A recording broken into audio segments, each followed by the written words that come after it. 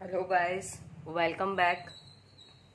आज की वीडियो में हम बात करने वाले हैं कि जो आपका कंप्यूटर साइंस माइनर का पेपर होने वाला है उसमें हम किन किन क्वेश्चंस या किन किन टॉपिक्स को एक्सपेक्टेड मान सकते हैं एग्ज़ाम के पॉइंट ऑफ व्यू से। तो चलिए हम डिस्कस कर लेते हैं आपके इम्पोर्टेंट टॉपिक। तो हम बात करेंगे यूनिट वाइज। तो जो आपकी पहली यूनिट है उसमें यदि हम बात करें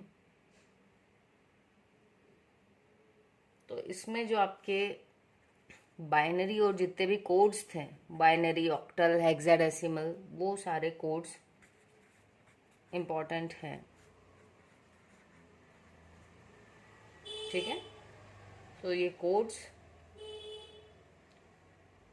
कॉम्प्लीमेंट कैसे निकालते हैं वो, क्योंकि आपके पास 3 नंबर के भी क्वेश्चंस आते हैं। तो ये जो है अगर कॉम्प्लीमेंट्स इंडिविजुअली पूछा जाता है तो पॉसिबिलिटीज़ हैं कि वो 3 नंबर वाले में पूछ लें। ठीक है, और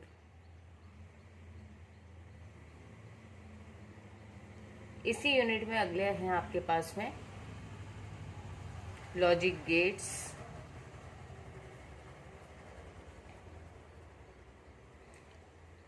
इसी वीडियो में एंड में हम ये भी डिस्कस करेंगे कि आपको आंसर्स कैसे लिखना है कि आप भले ही लिमिटेड लिखें लेकिन आपके आंसर्स इफ़ेक्टिव हों। ठीक है, और जो भी वैल्यूअर हों, जो कॉपी चेक करें, उनके लिए अपीलिंग हो कि आपको नॉलेज है और आपको अच्छे मार्क्स मिले हैं उस क्वेश्चंस में। तो इसकी भी बात करेंगे हम इसी वीडियो के एंड में, तो आप लास्ट तक बने रहिएगा। लॉजिक गेट्स के बाद में यदि हम बात करें तो जो आपका के मैप था, हो सकता है कि क्या मैप भी आपसे पूछ लिया जाए, क्योंकि आपको 11 नंबर के भी क्वेश्चंस आएंगे। ठीक है, तो नेक्स्ट यदि हम बात करें तो कॉम्बिनेशनल और सीक्वेंशियल सर्किट, एटलीस्ट आपको डिफरेंस पता होना चाहिए इसमें। सीक्वेंशियल सर्किट, ठीक है, और जो फ्लिप फ्लॉप है आपका, पहली यूनिट ज़्यादा बड़ी है इसलिए इसे इम्पोर्टेंट थोड़े ज़्यादा हैं। फ्लिप फ्लॉप आपके RS और D फ्लिप फ्लॉप, और एनकोडर और डिकोडर बहुत इजी है। यदि आपको एक समझ में आ जाता है तो आप दूसरा भी देख सकते हो, वो भी पढ़ लेना। ठीक है, और adder and subtractor,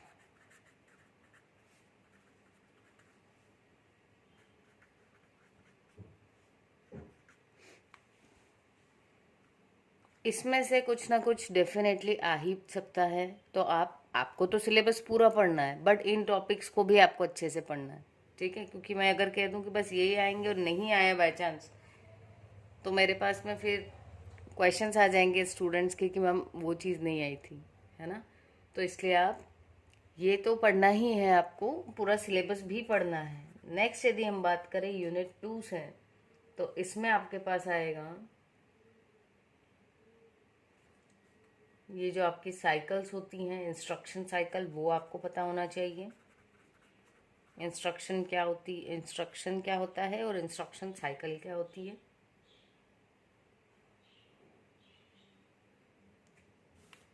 complete computer, जो आपका कंप्यूटर का बेसिक डिज़ाइन है वो पता होना चाहिए।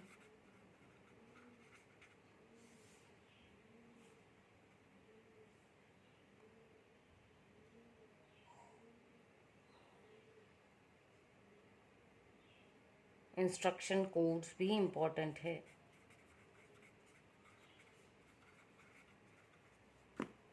इंस्ट्रक्शन कोड्स 8 या 11 नंबर में भी पूछे जा सकते हैं ये। ठीक है, नेक्स्ट की यदि हम बात करें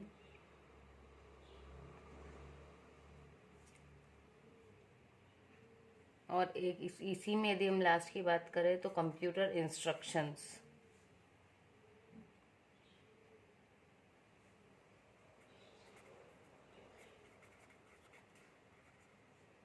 ठीक, तो ये 4 टॉपिक तो आपको करना ही है इसमें। नेक्स्ट आ जाते हैं हम यूनिट 3 पर। यूनिट 3 में आपको मोस्ट इम्पॉर्टेंट है एड्रेसिंग मोड्स। एड्रेसिंग मोड्स आपको काफ़ी अच्छे से पढ़ना है।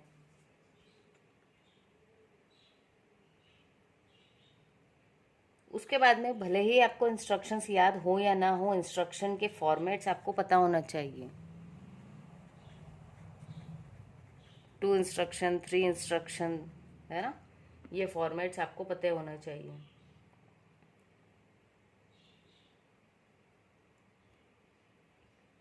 और मशीन लैंग्वेज और असेंबली लैंग्वेज होती क्या है, एटलीस्ट इतना तो पता हो आपको। मशीन लैंग्वेज 0 और 1 में होती है और असेंबली लैंग्वेज में निमोनिक्स होते हैं, ठीक है।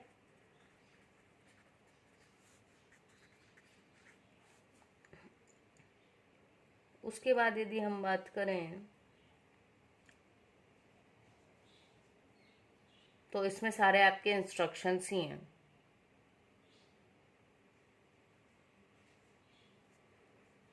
तो कम से कम आपको 5 इंस्ट्रक्शंस उसके फॉर्मेट के साथ,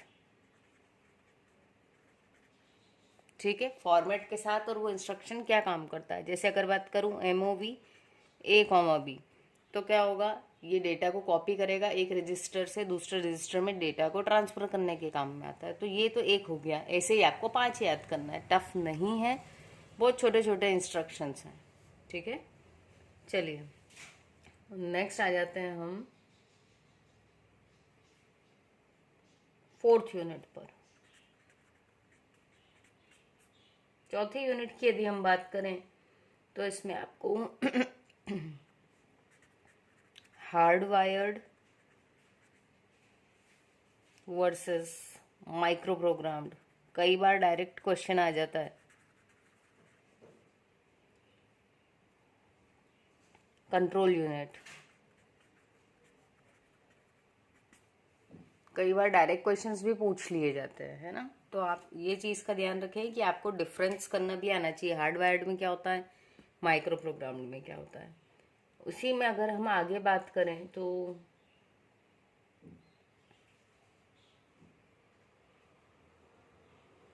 देखिए, इंस्ट्रक्शन ना 3 यूनिट में पूछे हैं आपसे, तो इसलिए आप इंस्ट्रक्शन सेट तो बहुत अच्छा पढ़ के जाना, जिसमें आपके डेटा ट्रांसफ़र वाले भी आ जाए, ठीक है, मेमोरी से जो डील करते हैं वो वाले भी इंस्ट्रक्शंस आ जाए। कम से कम 5-5 इंस्ट्रक्शंस अगर वो कर लिए ना तो काफ़ी अच्छा स्कोर कर लेंगे आप लोग। उसके बाद में यदि हम बात करें तो रिस्क और सिस्क पूछा जा सकता है,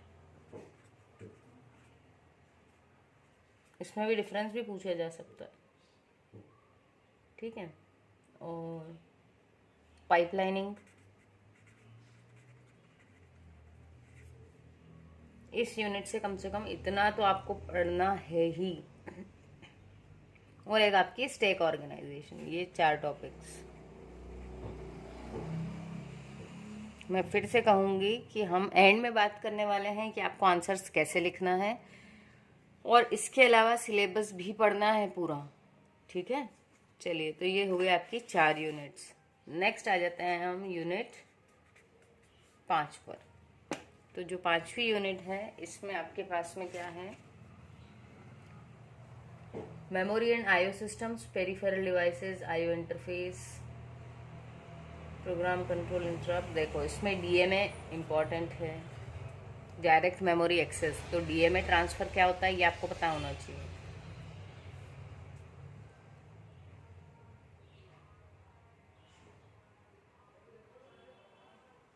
processor versus memory speed, high speed memories, पूरा जो मेमोरी की हिरार्की है, मैंने वीडियो भी बना रखी है इस पर। मेमोरी की हिरार्की आपको पता होनी चाहिए कि कैश मेमोरी, रैम और रोम, लेवल 1, लेवल 2, सब कुछ। फिर यदि हम और बात करें तो यही मेमोरी हिरार्की और उसके टाइप्स, दोनों में क्या डिफरेंस है। टाइप्स में आपकी सारी मेमोरीज डिफरेंट डिफरेंट आ जाएगी, हिरार्की में आएगा ऊपर से नीचे तक जाएंगे हम कि कौन कम होती है, कौन सी ज़्यादा होती है, कौन सी कॉस्टली है, कौन सी चीप है, उसको हिरार्की बोलते हैं, ठीक है। तो आप ये पढ़ लेना। और 5वीं यूनिट में और इम्पोर्टेंट में क्या है आपके पास में,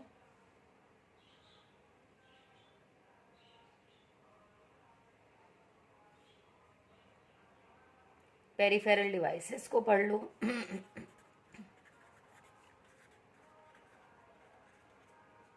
ये इतना तो आपको पढ़ना ही है। Then comes your unit 6। छठी यूनिट में है आपके पास में पैरेलल प्रोसेसिंग। क्या होती है पैरेलल प्रोसेसिंग, ये आपको पढ़ना है। इसके एडवांटेज डिसएडवांटेज, ठीक।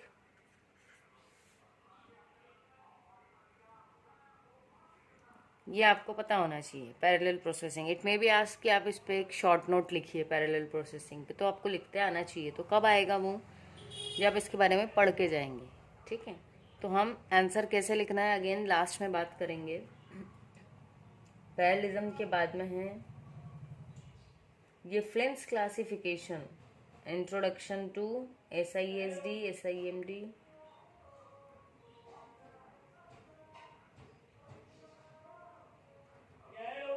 मल्टी कोर प्रोसेसर भी पूछा जा सकता है आपसे।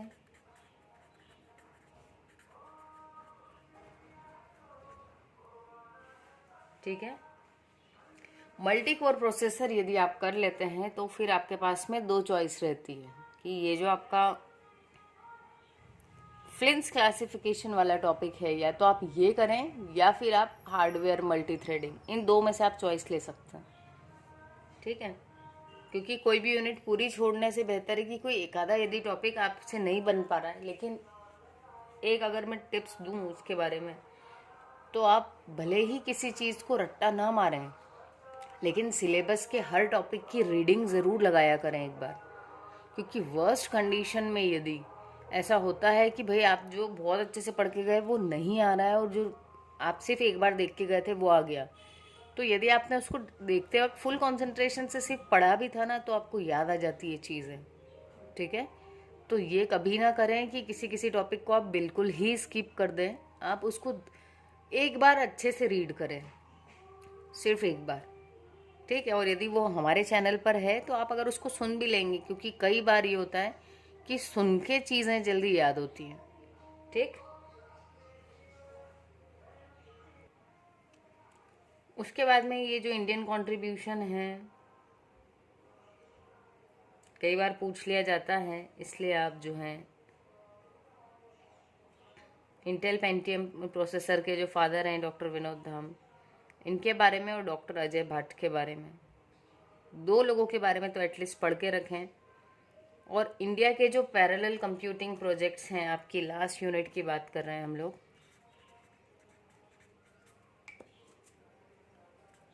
कोई भी 3 इंडियन साइंटिस्ट जिनका नाम इसमें आपके सिलेबस में दिया हुआ है, एटलीस्ट 3। ठीक, और जो है वो क्या है कि इंडिया का जो पैरेलल कंप्यूटिंग के प्रोजेक्ट्स चल रहे हैं उसको पढ़ के जाना है भैया आपको। Parallel computing projects of India,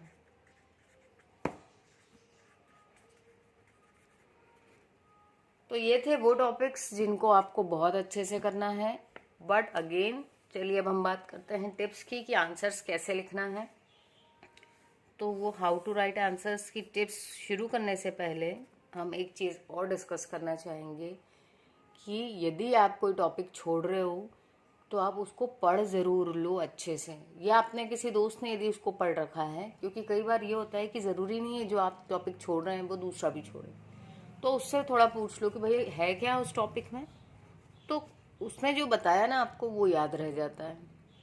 जैसे हमारे जो वीडियोस हैं यूट्यूब के भी, कोई से भी, तो हम कई बार उसको सुनते हैं देखते हैं तो हमें चीज़ें याद रह जाती हैं, है ना, एज़ कम्पेयर टू कि हम रट्टा मार रहे हैं तो हम भूल जाते हैं चीज़ें। लेकिन जब ध्यान से और इंटरेस्ट लेके सुनते हो आप तो चीज़ें याद रहती हैं। चलिए फटाफट से हम बात कर लेते हैं टिप्स की। तो टिप्स में सबसे पहले क्या लिखना है आपको, जैसे मान लो फ्लिप फ्लॉप आ गया, है ना, तो इसके आप डेफिनेशन लिख दोगे कि RS फ्लिप फ्लॉप होता क्या है। उसके बाद में नेक्स्ट आपको क्या लिखना है, इसकी एप्लीकेशन क्या है, कहाँ पे काम में आता है, क्या करते हैं इससे। ठीक, तो ये 1 बिट स्टोर करने के काम में आता है। फिर उसका आप सर्किट डायग्राम बना दोगे कि भैया ये इसका जो है सर्किट डायग्राम है। इट मे बी कि वो आप एंड गेट से बनाओ या नॉर गेट से, वो आपके ऊपर, कोई भी एक बनाना है। ठीक है, तो आपने उसका सर्किट डायग्राम बना दिया। उसके बाद में आप बना देंगे ट्रूथ टेबल, या आपने उसका ट्रूथ टेबल बना दिया। बस कौन आपके नंबर काट सकता है? कोई भी नहीं, क्योंकि आप और अच्छे वर्ड्स में लिखेंगे, मतलब साफ राइटिंग में, तो ज़्यादा अच्छा होगा। ठीक है। और यदि मान लो इस तरीके का कोई क्वेश्चन नहीं है जिसमें सर्किट डायग्राम हो और आपसे पूछ लिया कि इंस्ट्रक्शन सेट बताओ, ठीक, तो आपको तब क्या करना है? इंस्ट्रक्शन सेट के केस में सबसे पहले तो आप उसकी डेफिनेशन दे दोगे, है ना, कि भाई जिस इंस्ट्रक्शन की हम बात कर रहे हैं वो क्या करता है, उसका डेफिनेशन में उसके काम आ जाएंगे कि ये। उसके अलावा वो कितने एड्रेस का इंस्ट्रक्शन है, ये 2 एड्रेस इंस्ट्रक्शन है, 3 एड्रेस है, 1 या फिर 0 एड्रेस इंस्ट्रक्शन है, वो ज़रूर लिखना। ठीक है।